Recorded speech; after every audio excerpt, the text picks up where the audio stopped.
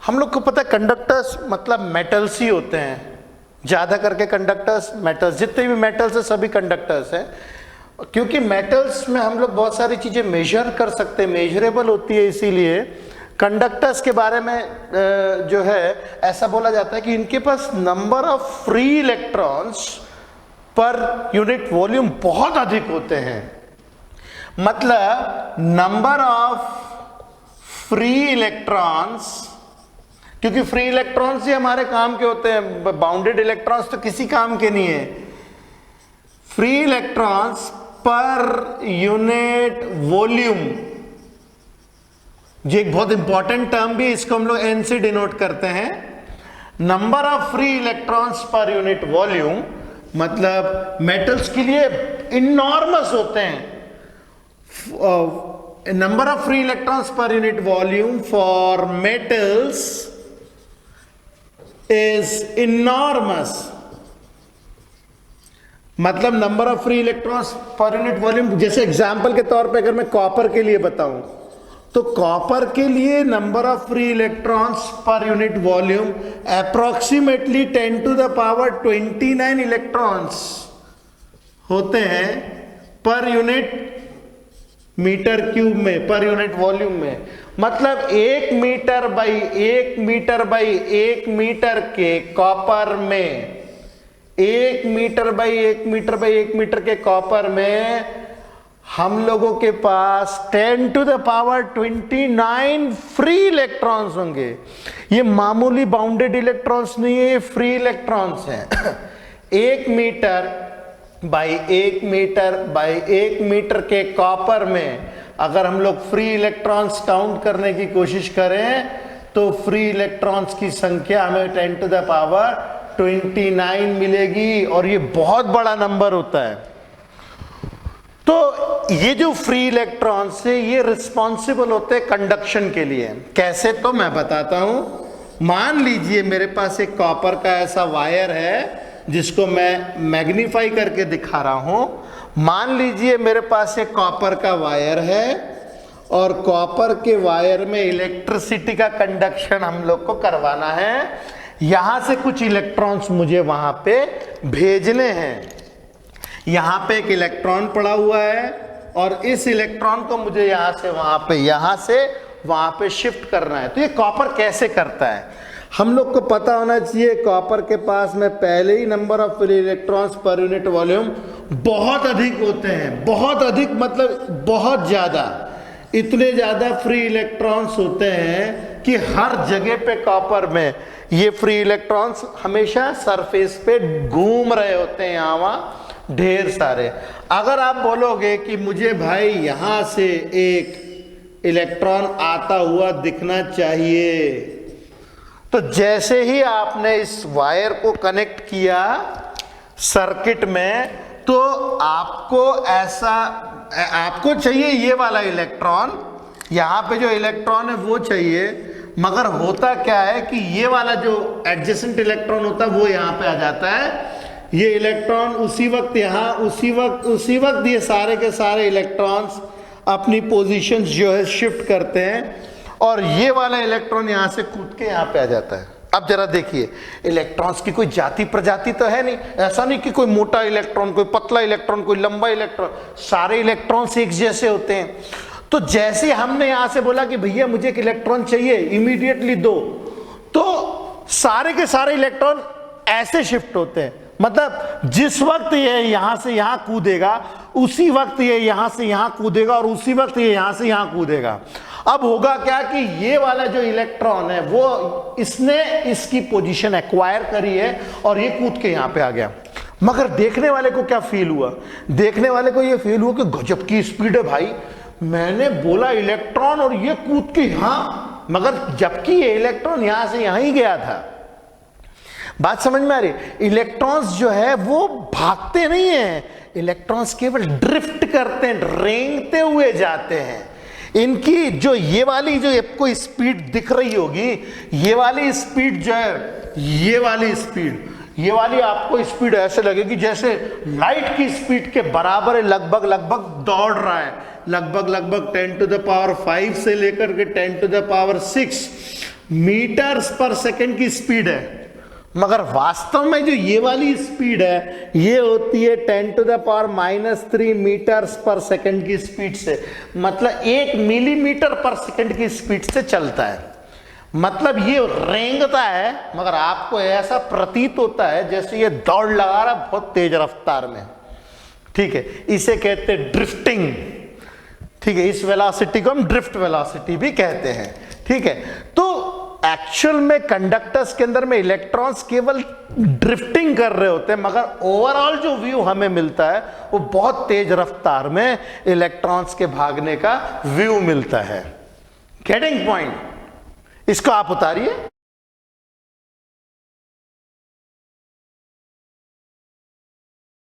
एक बड़ा important concept है इलेक्ट्रिसिटी में, that is called as earthing. Earthing का हम लोग भी डेली लाइफ में बहुत इस्तेमाल करते हैं। अर्थिंग में हम लोग जो भी एक्स्ट्रा चार्ज होता है वो हम अपनी अर्थ को दे देते हैं। अर्थ जो हमारी जो मदर अर्थ है उसका साइज हम लोग के साइज और हम लोग के रिक्वायरमेंट के हिसाब से बहुत बहुत बहुत बहुत बड़ा है। इतना बड़ा कि सोचने से भी बाहर है ये। मतलब जो हम लोग की रिक्वायरमेंट होगी वो अगर हम अपने अर्थ से मांगेंगे तो वो ये ठीक उसी तरीके से होगा जैसे समुद्र में से 1 गिलास पानी आप निकालो तो समुद्र के लेवल को कुछ फर्क नहीं पड़ता। तो चाहे जितना चार्ज आप अर्थ को दे दो, चाहे आप जितना चार्ज उससे ले लो, अर्थ की सेहत पे कोई फर्क नहीं पड़ने वाला। हमारी रिक्वायरमेंट के हिसाब से हमारे घर की, हमारे शहर की, हमारे कंट्री की जो रिक्वायरमेंट है उसकी रिक्वायरमेंट पृथ्वी के देने से हम उसको कंपेयर नहीं कर सकते। पृथ्वी बहुत अथाह सागर है, चार्ज ही चार्ज भरा हुआ है। तो पृथ्वी को आप जितना चार्ज चाहे दे दो चाहे ले लो, उसको कुछ फर्क नहीं पड़ता। तो जो एक्सेस चार्ज होता है, एक्सेस चार्ज जो होता है is taken by अर्थ। अगर ऐसा नहीं होगा तो क्या होगा?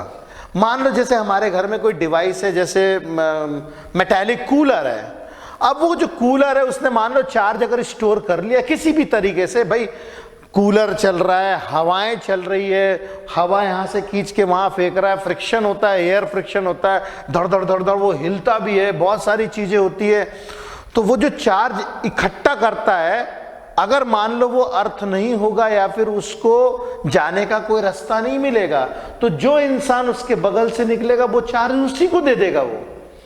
तो अर्थिंग एक बहुत रिक्वायर्ड जो है मेथोडोलॉजी है, सेफ्टी मेथोडोलॉजी है जो हम लोग अपनाते हैं। कैसे करते हैं मैं बताता हूं। हमारे घरों में देखना जनरली इस तरीके के 3 पिन सॉकेट्स होते हैं, जिसके अंदर में ऐसे 3 सॉकेट्स होते हैं, 3 पिन सॉकेट, जिसके अंदर में जो राइट हैंड साइड वाला होता है वो जनरली लाइव वायर होता है। लाइव वायर को हम रेड कलर से दिखाते हैं, इसको हम लोग लाइव वायर कहते हैं। इलेक्ट्रिक करंट इसी में होता है। ठीक है, इलेक्ट्रिक करंट हमेशा लाइव वायर में ही होता है। और उसके बगल में जो छोटा वाला वायर है उसको हम लोग कहते हैं न्यूट्रल वायर, इसे कहते हैं न्यूट्रल वायर। और जो ऊपर वाला होता है वो होता है अर्थ वायर, ये होता है अर्थ वायर। मैंने जिस कलर से लिखा है एक्चुअल में वायर का कलर भी यही होता है। अगर हम अपने कोई बॉक्स खोल करके देखेंगे ना, इलेक्ट्रिसिटी वाले जो बॉक्स होते हैं उन बॉक्स को खोल के देखेंगे तो लाइव वायर हमेशा रेड कलर में ही दिखेगा, न्यूट्रल वायर हमेशा ब्लैक कलर में ही होता है और अर्थ वायर ग्रीन कलर में ही होता है। मतलब ये इंटरनेशनल नॉर्म्स के हिसाब से इनको कलर्स दिए गए हैं।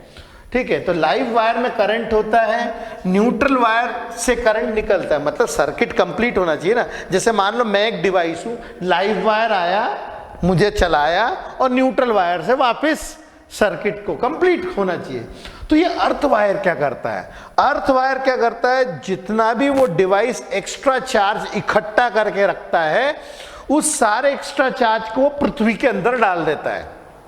अब ये कैसे पॉसिबल है, तो इसको भी मैं बताता हूं। इसमें हम लोग क्या करते हैं, जब भी हम लोग के घर का कोई बड़ी बिल्डिंग का कंस्ट्रक्शन होता है, घरों का कंस्ट्रक्शन होता है, तो जमीन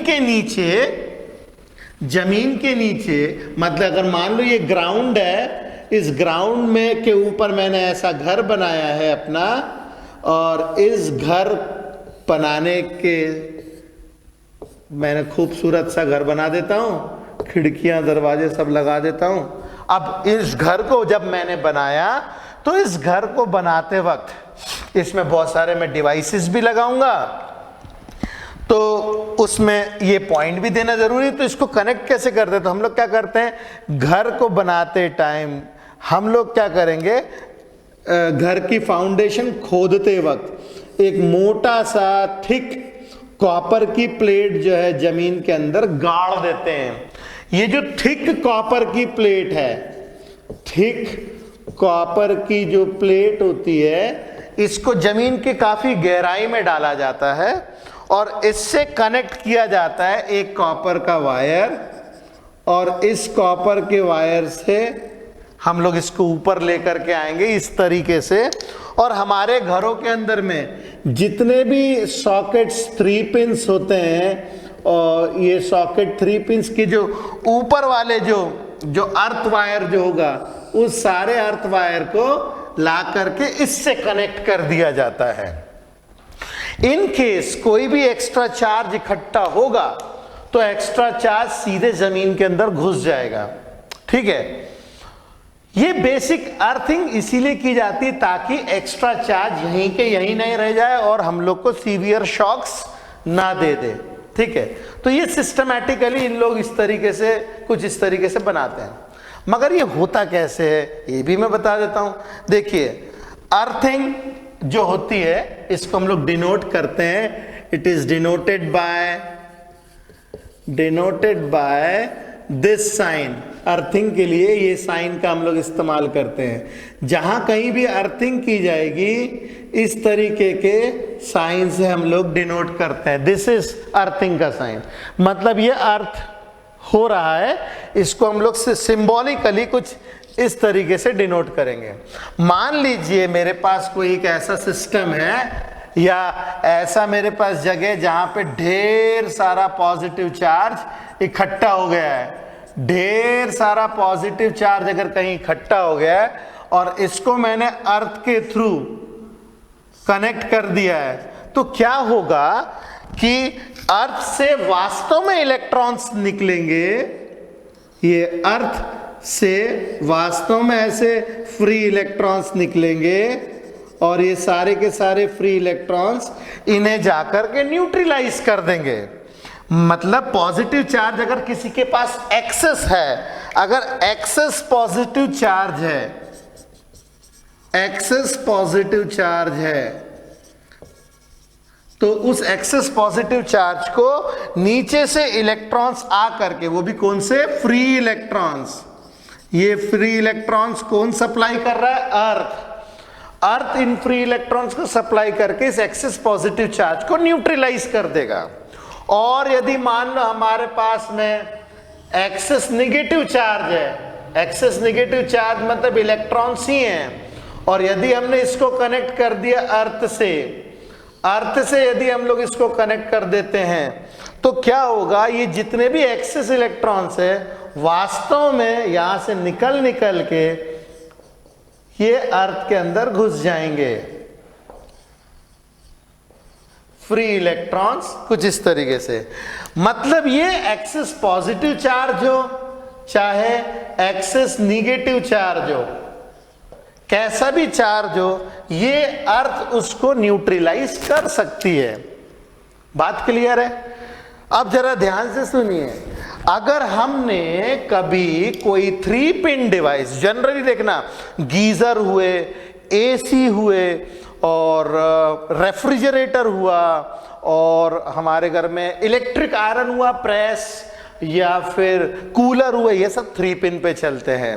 3 पिन पे इसीलिए क्योंकि इनमें बहुत चांसेस होते हैं कि एक्सेस चार्ज इकट्ठा हो।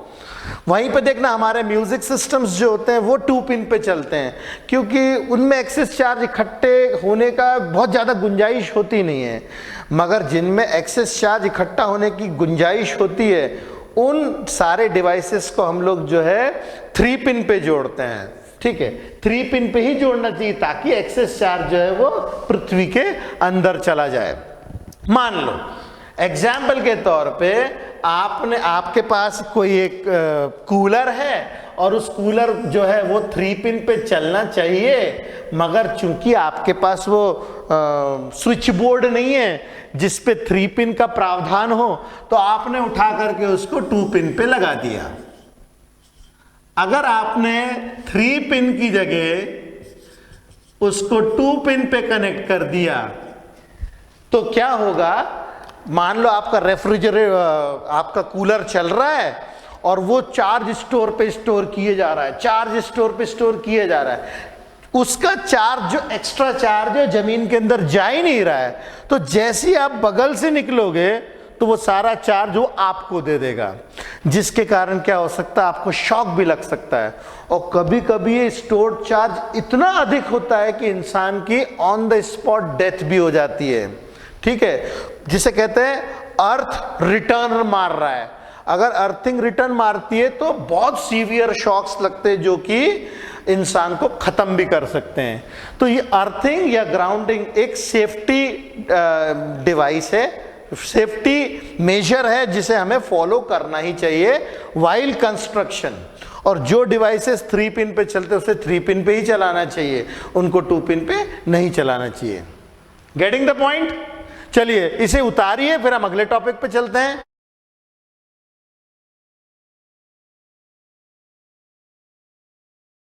हाँ भैया, हम अगला टॉपिक पढ़ रहे हैं गोल्ड फॉइल इलेक्ट्रोस्कोप।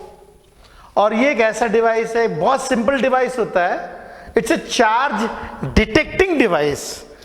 इस चीज का ध्यान रहे कि ये चार्ज को केवल डिटेक्ट करता है, इट डज नॉट मेजर्स। ये मेजर नहीं कर सकता है, ये मतलब क्वांटिटी मेजर नहीं कर सकता है, चार्ज की क्वांटिटी कितनी है। ये केवल इतना डिटेक्ट कर सकता है चार्ज है कि नहीं है। चार्ज हो या ना हो, इसको डिटेक्ट करने का काम है गोल्ड फॉइल इलेक्ट्रोस्कोप का।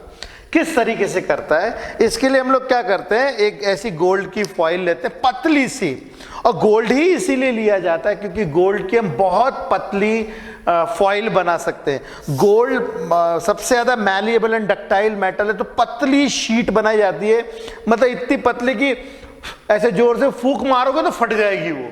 इतनी पतली फॉइल हमें बनानी है और उसका कुछ इस तरीके से वी शेप में, इस तरीके से हम लोग को ऐसे बना करके रखना है ताकि ये एक दूसरे से दूर इस तरीके से भाग सके। तो हम लोग क्या करते हैं, गोल्ड फॉइल का इस तरीके से वी बना करके इसको हम लोग कनेक्ट करते हैं कनेक्टर से। कंडक्टर होता है वो भी डेफिनेटली, और कंडक्टर से इसको कनेक्ट करके यहाँ पे एक बॉब लगा दिया जाता है जिससे हम लोग कोई भी चार्ज्ड ऑब्जेक्ट को यदि टच करें तो वो डिटेक्ट करेगा कि चार्ज इसमें है कि नहीं है। मान लो मैंने यहाँ पे किसी एक बॉडी को टच किया और इसके ऊपर पॉजिटिव चार्ज है। अगर इसके पास पॉजिटिव चार्ज है तो ये चार्ज जो है इस कनेक्टर के थ्रू नीचे जाएगा, और ये चार्ज नीचे जाने के बाद ये गोल्ड फॉइल्स में भी जाएगा, और हम लोग देख सकेंगे कि ये गोल्ड फॉइल्स एक दूसरे से रेपल करती है क्योंकि like charges REPL each other. तो ये जो है इस तरीके से दूर भागने की कोशिश करता है। बड़ा सिंपल सा एक्सपेरिमेंट है, सेम टाइप के चार्जेस आ जाएंगे तो दूर भागेंगे।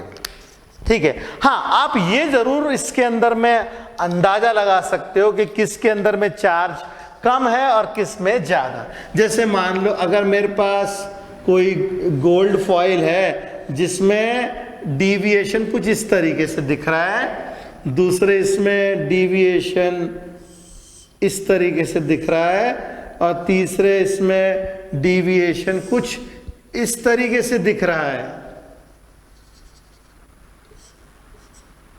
कुछ इस तरीके से। अगर डिविएशन ऐसा है तो चार्ज जो है लीस्ट है, सबसे कम चार्ज है, इसके अंदर में लीस्ट चार्ज है, और सबसे ज्यादा डिविएशन जिसमें होगा इसके अंदर में मैक्सिमम चार्ज होगा।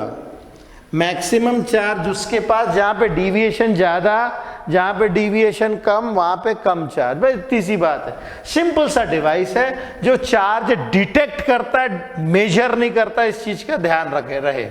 ठीक है, तो अब अगर मान लो मेरे पास नोन चार्ज है, नोन, एग्जाम्पल के तौर पे मेरे पास यहां पे नोन पॉजिटिव चार्ज है, नोन पॉजिटिव चार्ज है, और इस नॉन पॉजिटिव चार्ज के कारण मेरे पास जो गोल्ड फॉइल इलेक्ट्रोस्कोप है उसकी जो गोल्ड फॉइल्स हैं वो एक दूसरे से दूर जा रही है, कुछ इस तरीके से, क्योंकि मैंने इसके ऊपर पॉजिटिव चार्ज टच किया तो वो सेपरेट हो गई।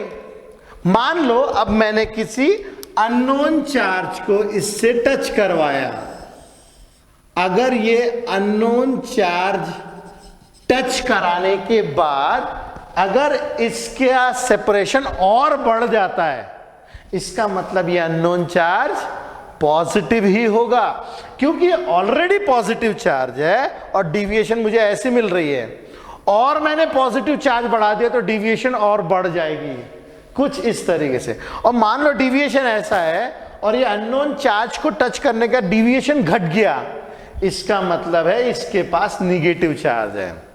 देखो कॉन्सेप्चुअली बहुत सिंपल है, ठीक है, मगर यदि आप इसमें क्वालिटी ऑफ चार्ज, मतलब पॉजिटिव है कि निगेटिव है, अगर आपको ये पता लगाना है तो आपके पास कोई ना कोई नोन चार्ज होना चाहिए। तो ये बहुत सिंपल सा डिवाइस है। ओके, तो इस चीज का ध्यान रहे, ये मेजर नहीं करता, केवल डिटेक्ट करता है। ओके, चलिए इसे राइट डाउन कीजिए।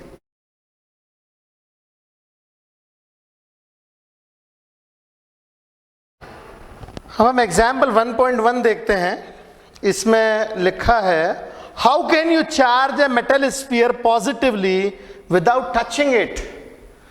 आप किस तरीके से किसी मेटल स्फीयर को पॉजिटिवली चार्ज कर सकते हैं विदाउट टचिंग।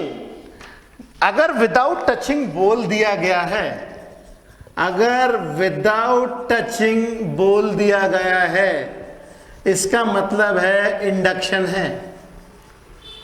इंडक्शन की प्रोसेस से ही हम इसको चार्ज कर सकते हैं, कैसा भी, पॉजिटिव हो चाहे निगेटिव हो। तो क्वेश्चन है how can you charge a metal sphere positively without touching it. तो मैं इसको डायग्रामेटिकली शो करता हूं। मान लो मेरे पास एक न्यूट्रल स्फीयर है, ये है मेरे पास न्यूट्रल स्फीयर।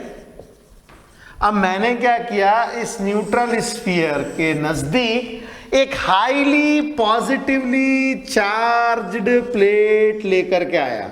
मान लो ये highly positively charge plate negatively charged है, ये निगेटिवली चार्ज प्लेट में इसके नजदीक लेकर के आया, तो क्या होगा, इसका पॉजिटिव चार्ज इस निगेटिव चार्ज की तरफ आने लगेगा और निगेटिव चार्ज सेपरेट होने लगेगा, मतलब दूर भागने लगेगा। देखो न्यूट्रल तो अभी भी है ये, न्यूट्रल तो अभी भी है ये, बस हुआ क्या है, रीडिस्ट्रीब्यूशन ऑफ चार्ज हुआ है, चार्ज का रीडिस्ट्रीब्यूशन हुआ है और चार्ज केवल शिफ्ट हो गया दूसरी तरफ। इसके बाद हमने क्या किया, तीसरे स्टेप में ये जो पॉजिटिव चार्ज था इस तरफ और निगेटिव चार्ज था इस तरफ, ये पॉजिटिव प्लेट अभी भी हमने वहीं पे रखी है, हाईली पॉजिटिव चार्ज प्लेट अभी भी यही रखी है, और हमने क्या किया, ये जो स्फीयर है इसका पिछला हिस्सा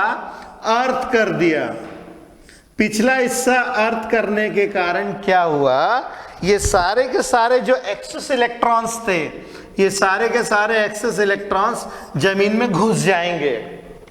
और फिर क्या करेंगे अपन लोग, अर्थिंग जो है हटा दी जाएगी। अच्छा, ये भी क्वेश्चन आ सकता है कि जब ये इलेक्ट्रॉन्स यहां घुस सकते हैं तो इलेक्ट्रॉन्स यहां से आके इसको न्यूट्रलाइज भी कर सकते हैं। वो न्यूट्रलाइज करने वाले जो इलेक्ट्रॉन्स जब अर्थ से निकल के यहां पे आएंगे ना, तो ये रेपल करेगा उसको, क्योंकि हाईली पॉजिटिवली चार्ज प्लेट है, इसको रेपल करेगा, इसको आने ही नहीं देगा। मतलब ये वाला पॉजिटिव चार्ज इंटैक्ट रहेगा। इसके बाद हम लोग क्या करेंगे, अगली स्टेप में ये जो highly positively charge negative plate है, इस अर्थिंग वाली शीट अपन लोग हटा देंगे। अर्थिंग वाला जो कनेक्शन है उसको हटा दिया जाएगा। इसके बाद इसको भी हटा दिया जाएगा। जब इसको हटा दिया जाएगा तो अपन देखेंगे कि पॉजिटिव चार्ज जो है यूनिफॉर्मली हर जगह पे डिस्ट्रीब्यूट हो गया है। तो देखिए कितना आसान क्वेश्चन था। उसने बोला था कि आप किसी भी मेटालिक स्फीयर को पॉजिटिवली चार्ज कैसे कर सकते हो विदाउट टचिंग। तो हमने विदाउट टचिंग किया, क्योंकि जिसने चार्ज किया उसने इसको टच नहीं किया। अगर यहीं पे ये पॉजिटिव की जगह निगेटिव चाहिए होता, तो अगर ये निगेटिव चाहिए होता तो हम लोग यहाँ पे निगेटिव की जगह पॉजिटिव प्लेट लेकर के आते और इसको हम लोग कुछ इस तरीके से चार्ज कर सकते थे। ओके, क्लियर है?